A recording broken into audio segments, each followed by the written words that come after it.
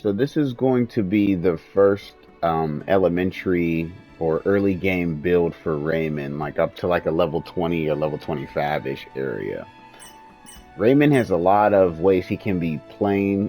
He could definitely be played as some sort of tank or like bruiser, or you can go straight in as a full melee DPS, or just ATK. So basically, for this build that I'm running right now is just prioritizing all his damage with his physical damage. That is. So you want to start with all the sword icons and just grab as many as possible. Um, Pathing upward until you get to the very top where Abyssal Gate is. This is his heaviest damage dealing move. The more ATK you build, the harder this move is going to hit. Um, your main early game move, you already start with it, so it's not like you have to prioritize outrage or payback time, or for example, Cruel Buster, or even Fantasia, because Boulder Crush is actually his best early game move. If the enemy is blindsided and you Boulder Crush them, it's just gonna instant destroy them. Um, and even if they're not blindsided, it's still chunking them. I will say pathing to Fantasia will open up some more opportunities to take out enemies. For example, if your teammates knocks an enemy off balance and they fall over, if you use Fantasia and you've been rushing nothing but attack in the beginning, Fantasia is just going to finish the enemy off in most cases. And even if it doesn't, it's still going to do a chunky hit because the factor states that it does 200 extra damage while the target is down. So definitely path your way up to the top.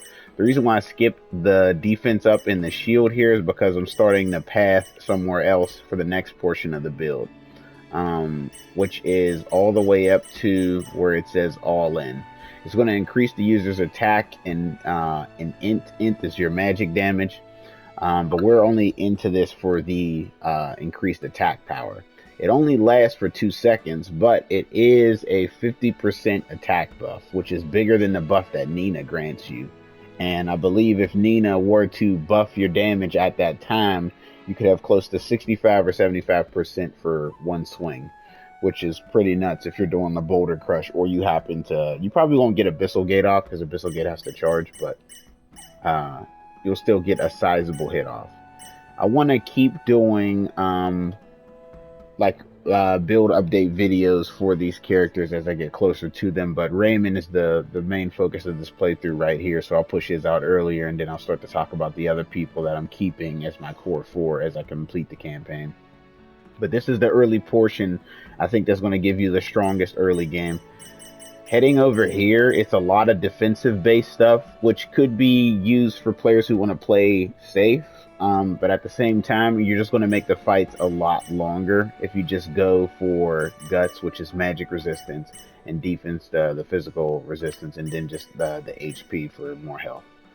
This is just going to make the fights longer, and I think it's better to start him off as a DPS at least first, and then after that, especially if you're controlling him, but even if you're not controlling him, the computer can use Raymond very well. You could just tell the computer to use Boulder Crush and they'll just walk over and just keep one-shotting everything. So this move right here, Brazen Wave, I think it scales off of magic damage.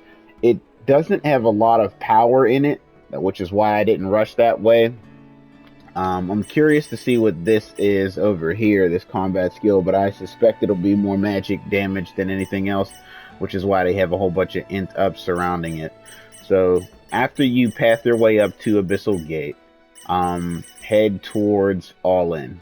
And I believe that'll give you some even more damage output, because right now Raymond just seems crazy. And as for the chain combos, so I like Bell Ringer as just like a staggering sort of move, and then clipping in the Quick Ripper because the animation seems smooth, and then instead of going into Boulder Crush like how it is in the default, I go Payback Time. Payback Time is like very good for animation canceling and getting into your next swing. And honestly, if I think I can just straight up kill the enemy regardless of them hitting me, I'll just hold square and outrage after that. But if you want to extend the combo to potentially 6+ hits, You could start another Quick Ripper and then go into another Payback Time and then Boulder Crush, and that could be a 6-hit combo. I think it's better to have Abyssal Gate on its own thing for like a hold down, because Abyssal Gate's all about extreme damage and then, you know, one-shotting him. It's like the assassin move of the main character. You're dealing like 400 plus, so not damage, but like that's the rating of the attack power. The move is actually hitting somewhere in the thousands. Fantasia shouldn't be clipped into a combo necessarily unless you know for sure you're going to knock them off balance. So I think it's better to have Fantasia just on a hold move, so that way if they do happen to fall over, stop your combo and then just execute them. I left Boulder Crush open to the first triangle because Boulder Crush is so necessary for you to get to right away. If an enemy's blindsided, it is just going to one-shot them. If you've been watching my streams or any of my gameplay, you'll see that I constantly spam Boulder Crush whenever somebody's blindsided because it's just going to execute them. Cruel Buster seems to clip pretty well into Boulder Crush, especially if an enemy's blindsided. It'll be nice too because it gives you some pretty powerful knockback, and if they hit off a wall, extra damage, or if they fall off a cliff, they're pretty much just dead. But yeah, that'll pretty much conclude everything. At this point, you won't have any passive skills, but that's fine. You won't need too many of them in the beginning, especially if you're blindsiding or evading. And even if you're not doing that and you're just running straight in, you're still going to do some incredible damage. Plus, if you just were to outrage, if you're worried about getting stunned and knocked back, outrage doesn't let you get stunned. It states that you cannot be interrupted while you're doing that.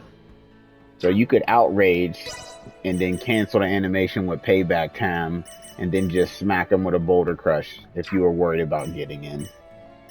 But yeah, that's pretty much it for Raymond. As for equipment, when I started, you know, just grab swords from the village. I haven't done much crafting yet.